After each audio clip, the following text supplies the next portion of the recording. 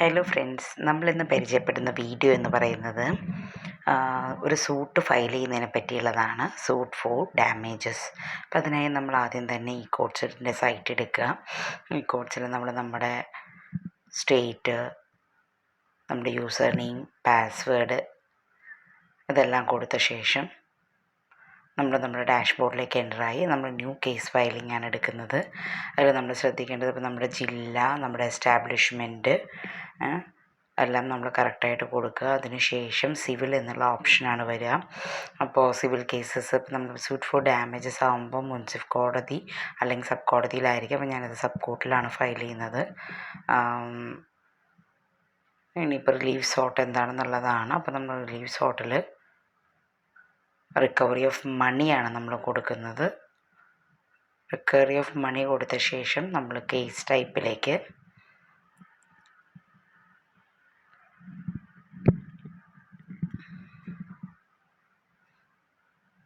Enter ചെയ്യുന്നു.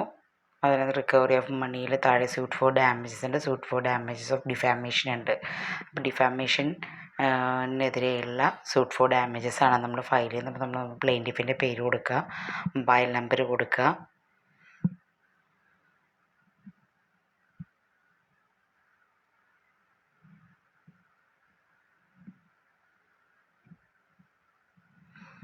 അതിനുശേഷം നമ്മളത് എൻ്ററായ ശേഷം പിന്നെ അടുത്ത് നമ്മൾ അയാളുടെ ഡീറ്റെയിൽസ് കൊടുക്കുക.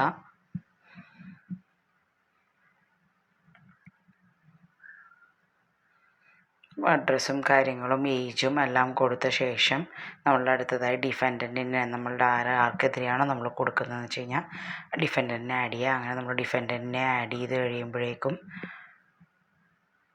നമുക്ക് പിന്നെ നെക്സ്റ്റ് പ്രീവിയസ് പേജിലെല്ലാം ആഡ് ആയി കഴിഞ്ഞു. പിന്നെ ഫാക്ട് ഡീറ്റെയിൽസ് അത് നമുക്ക് സ്കിപ്പ് ഔട്ട് ചെയ്യാം. കോസ് ഓഫ് ആക്ഷൻ എന്താണെന്നുള്ളത് നമ്മളൊന്ന് ഷോർട്ടായിട്ട് അതിനകത്ത് മെൻഷൻ ചെയ്ത് പോവുക. അതിനുശേഷം എന്നാണ് കോസ് ഓഫ് ആക്ഷൻ റൈസ് ചെയ്തത്, എന്തിൻ്റെ ബേസിസിലാണ്, അങ്ങനെയുള്ള കാര്യങ്ങൾ ഫില്ല് ചെയ്യുക. അതിനുശേഷം നമ്മുടെ ആക്ട് അങ്ങനെയുള്ള ഡീറ്റെയിൽസ് എല്ലാം കൊടുക്കുക. അപ്പം നമ്മൾ ഇതിനകത്ത് സിവിൽ പ്രൊസീജിയർ കോഡ് പ്രകാരമാണ് ഫയൽ ചെയ്യുന്നത്. സെക്ഷൻ 26 ഓർഡർ 7 റൂൾ 1 നമ്മളത് ഫയൽ ചെയ്യുന്നത്. അതിനുശേഷം നമ്മൾ സേവ് കൊടുത്ത് നെക്സ്റ്റ് ഓപ്ഷനിലേക്ക് പോകുന്നു. അപ്പോൾ ഈ ഫയൽ കേസസ് എന്നുള്ള ഓപ്ഷൻ വന്നു. അത് ഈ ഫയൽ നമ്മൾ ക്ലിക്ക് ചെയ്യുന്നതോടുകൂടി നമ്മൾ ബേസിക് ഡാറ്റ എൻ്ററായി ഓക്കെ കൊടുക്കുക. അതിനുശേഷം പ്ലീഡിങ്സിൽ പോവുക. ഡയറക്റ്റ് പ്ലീഡിങ്സിൽ കയറിയ ശേഷം പ്ലീഡിങ്സിൽ ക്ലിക്ക് ചെയ്യുമ്പോഴേക്കും നമുക്ക് വേണ്ട നമ്മുടെ സൂട്ടെല്ലാം അപ്ലോഡ് ചെയ്ത് വിടാവുന്നതാണ്.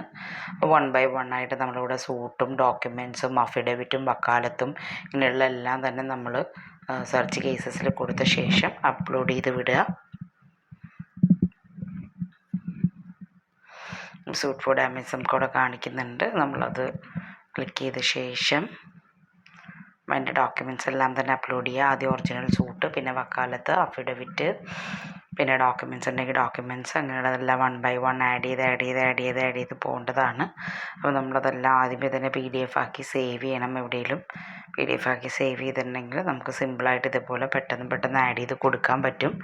സ്റ്റാമ്പും സഫിഷ്യൻസും എല്ലാം ഒട്ടിച്ചിട്ട് നമ്മൾ PDF ഫയൽസ് ആക്കി വയ്ക്കുക. ഇങ്ങനെ നമ്മളെല്ലാ ഡോക്യുമെൻറ്റ്സും എല്ലാം എൻ്റർ ചെയ്ത് കഴിയുമ്പോഴേക്കും നമുക്കൊരു ഫൈനൽ സബ്മിഷൻ എന്ന് പറഞ്ഞൊരു ഓപ്ഷൻ വരും.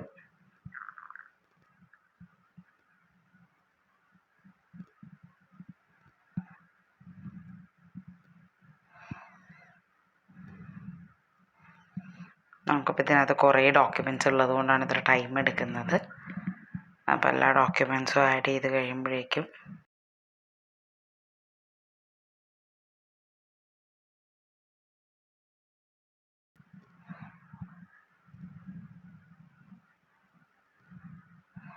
നമുക്കിതേപോലെ തന്നെ ഡ്രാഫ്റ്റ് പ്ലീഡിങ്സിൽ നമ്മൾ ഫൈനൽ സബ്മിഷൻ കൊടുത്തു കഴിഞ്ഞു.